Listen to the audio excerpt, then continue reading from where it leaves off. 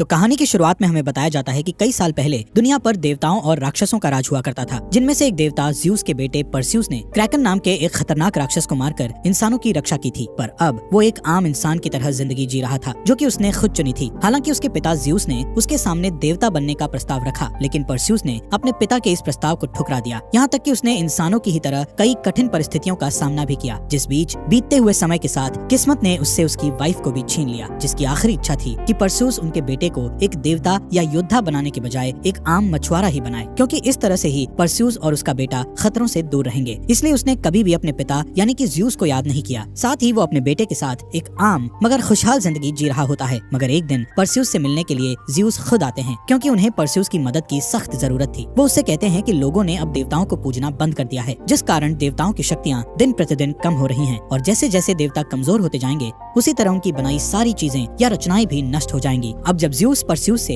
ये सब कह रहे होते हैं, तभी अचानक से वहाँ पर हल्का सा भूकंप आता है, जिसे देखकर परस्यूस समझ जाता है कि ये टार्टर्स की दीवारें कमजोर होने के कारण हो रहा है, जो कि असल में एक ऐसी जेल है जहाँ पर कई सारे खतरनाक और विशाल दैत्य कैद हैं, जिनमें से एक ज़्यूस के पिता क्रोनोस भी हैं। यहाँ ज़्यूस परस्यूस से बोलते हैं कि दिन प्रतिदिन टार्टर्स की दीवारें कमजोर होकर टूटती जा रही हैं, और अगर टार्टर्स तबाह हो गया तो क्रोनोस आजाद होकर पूरी दुनिया को खत्म कर देगा। साथ ही अगर लोग ऐसे ही देवताओं को भुला देंगे तो हम भी पहले की ही तरह अमर नहीं रह पाएंगे, मतलब कि अब हमारी भी मौत हो सकती है। जो सब बातें सुनकर परस्यूस उनसे पूछता है कि आखिर वो उसे ये सब क्यों बता रहे हैं, ये तो देवताओं की समस्या है। इस पर ज़्यूस बोलते हैं कि क्रोनोस को रोकने के लिए उन्हें उसकी मदद चाहिए, जिसके लिए परस्यूस इनकार करके उन्हें वहाँ से चले जाने के लिए कहता है, क्योंकि वो नहीं चाहता था कि वो और उसका बेटा इन सब मुसीबतों में फंसे। जो बात सुनकर ज़्यूस भी उदास मन से चुपचाप वहाँ से चले जाते हैं। अब इसके बाद ज़्यूस अपने भाई पोसाइडन और उसके बेटे एरीस के साथ अंडरवर्ल्ड में अपने तीसरे भाई हेडिस से मिलने के लिए जाते हैं, ताकि उसकी शक्तियों की मदद से तीनों भाई टार्टर्स की दीवारों को टूटने से बचा सकें। लेकिन हेडिस उनका साथ देने से इनकार कर देता है, और यहाँ वो एरीस के साथ मिलकर ज़्यूस और पोसाइडन पर हमला कर देता है, जिससे हम समझ पाते हैं कि पोसाइडन का बेटा एरीस भी हेडिस से मिला हुआ है, क्योंकि ये दोनों ही चाहते हैं कि वो क्रोनोस को आजाद होने में मदद करें, जिसके बदले वो क्रोनोस से अपनी अमरता वापस हासिल कर सकें। और यहाँ दोनों मिलकर ज़्यूस और पोसाइडन को हराकर कैद कर लेते हैं। इसी बीच हमें दिखाया जाता है कि टार्टर्स की दीवार टूटने के कारण उसमें से अलग अलग खतरनाक क्रीचर्स बाहर निकलते जा रहे हैं, जिनमें से हम एक 2 मुंह वाले ड्रैगन को भी देखते हैं, जो निकलते ही तुरंत परस्यूस के गांव पर हमला कर देता है। जहां जब परस्यूस मछलियां पकड़ रहा होता है तो वो इस तबाही को देखकर उस ड्रैगन से सीधा लड़ जाता है, जिस दौरान वो किसी तरह से उस ड्रैगन को हरा तो देता है, लेकिन इस लड़ाई में वो काफी ज्यादा घायल हो जाता है, जिस कारण वो अपनी मरहम पट्टी करवाने के लिए एक औरत के पास जाता है, जो उसके बारे में सब कुछ जानती थी। वो परस्यूस से बोलती है कि लोग देवताओं को भुलाते जा रहे हैं, जिस वजह से हालात दिन पर दिन बदतर होते जा रहे हैं, इसलिए उसे कुछ न कुछ तो करना चाहिए, क्योंकि ज़्यूस के बेटे होने के कारण वो भी एक देवता ही है। अब यहाँ उसकी इस बात पर परस्यूस उसे बताता है कि उसने अपनी मरती हुई पत्नी को वचन दिया है, वो कभी भी अपने बच्चे को इस लड़ाई और खतरे के माहौल में नहीं ले जाएगा। इस पर वो औरत उसे समझाती है कि जब तुमने वादा किया था तब सिचुएशन कुछ और थी, और आज सिचुएशन अलग है, इसलिए उसे अपने फर्ज से मुंह नहीं मोड़ना चाहिए। जिसकी ये बात परस्यूस को सोचने पर मजबूर कर देती है, और वो अपने बेटे के साथ एक जगह जाता है जहाँ ज़्यूस का मंदिर था, मगर उस मंदिर की हालत काफी ज्यादा खराब हो चुकी थी, क्योंकि अब देवताओं को पूजने के लिए यहाँ कोई भी नहीं आता था। हालांकि यहाँ परस्यूस अपने पिता ज़्यूस को याद करता है, लेकिन वहाँ ज़्यूस के बजाय घायल पोसाइडन प्रकट होते हैं, क्योंकि ज़्यूस को हेडिस और एरीस ने बंदी बना लिया होता है, ताकि वो उसकी सारी पावर सोख कर क्रोनोस को जिंदा कर सकें, जहाँ से पोसाइडन किसी तरह से वहाँ से निकल पाए थे। वो परस्यूस से कहते हैं कि क्रोनोस को बाहर आने से अब तुम्हें ही रोकना पड़ेगा, क्योंकि अब देवता पहले की तरह अमर नहीं रहे, इस दुनिया को सिर्फ वही बचा सकता है। यहाँ परस्यूस पोसाइडन से बोलता है कि जब देवता कुछ नहीं कर पाए तो आखिर वो क्या कर लेगा, क्योंकि वो तो बस एक डेमीगॉड यानी कि आधा देवता है। पोसाइडन बोलते हैं कि उसे अपने ही जैसे एक और डेमीगॉड यानी उसके बेटे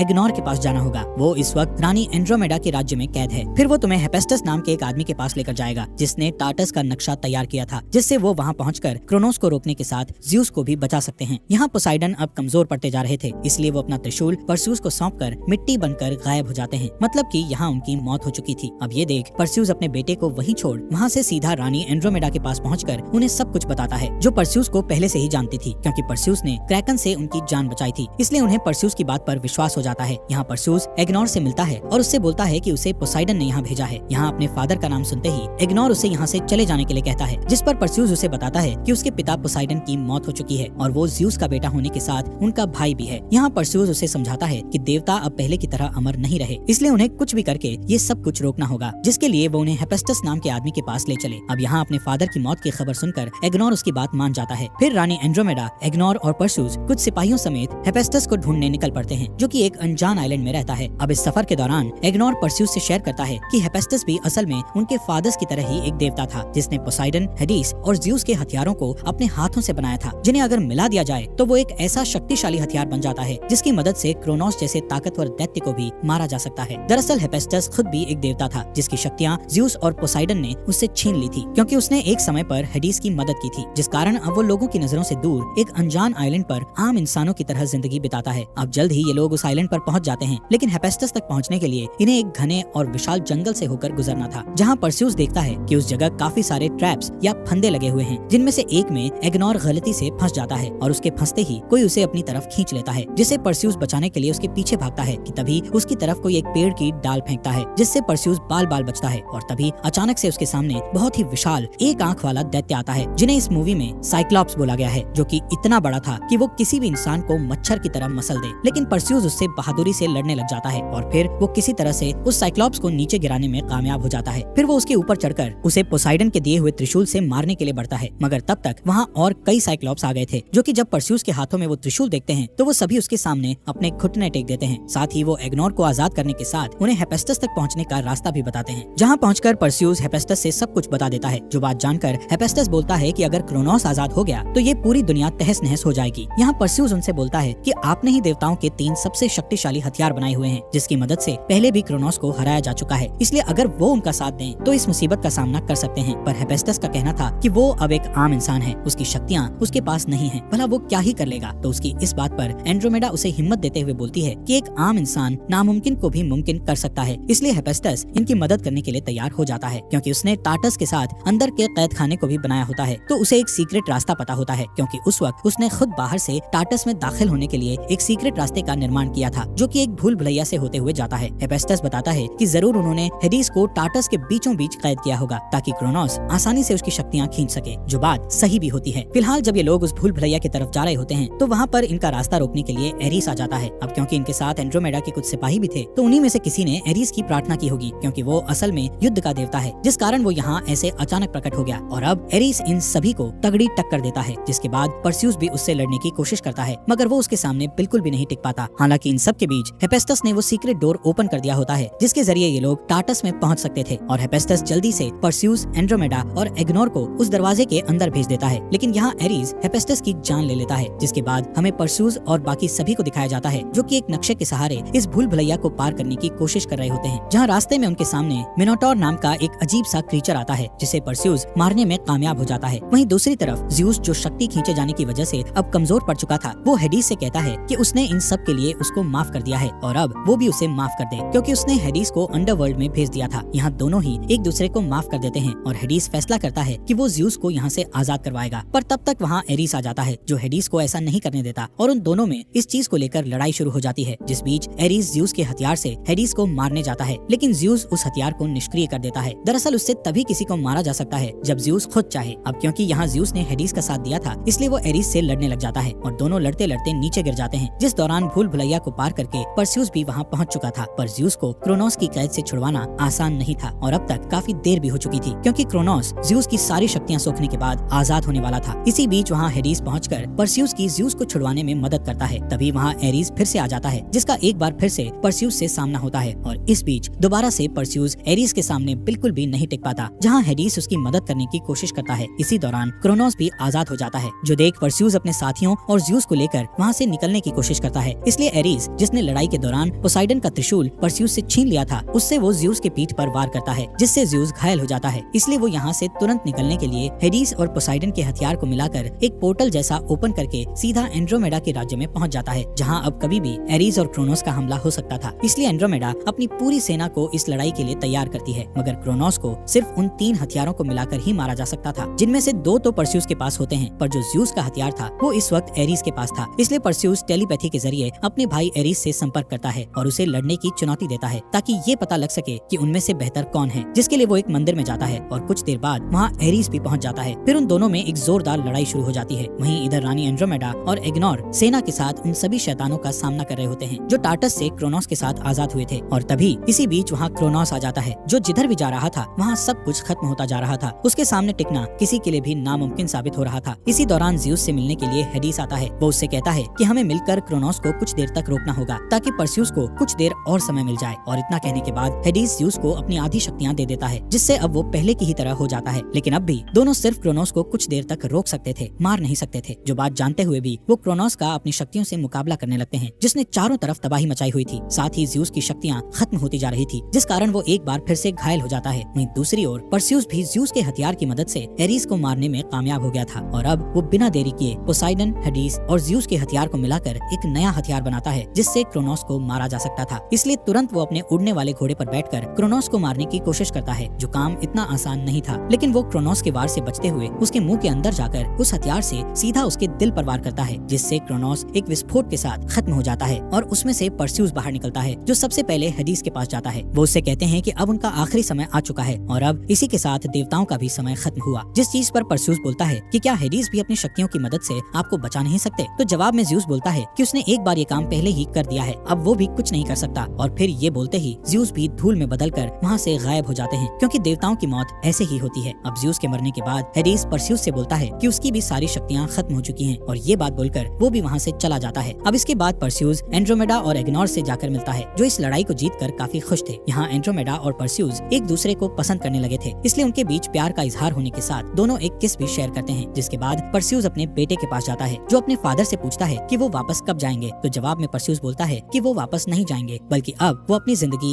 एक योद्धा की तरह जिएंगे। फिर वो उसे बताता है कि वो महान ज़्यूस का पोता है और साथ ही वो उसे अपनी तलवार देकर कहता है कि क्या वो इस तलवार का भार संभाल पाएगा, जिसके जवाब में उसका बेटा हाँ में जवाब देता है। और इसी के साथ ये मूवी यहीं एंड हो जाती है।